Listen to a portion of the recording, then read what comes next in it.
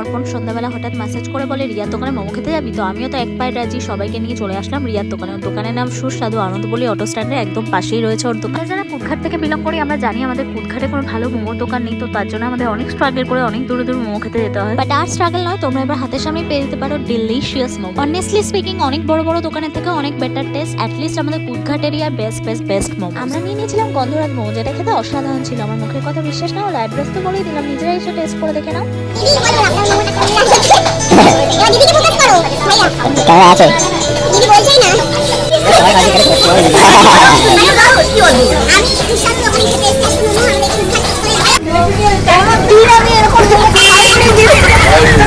খাবে কি করে, পয়সা তো নেই, ওই জন্য করলে খাসনি।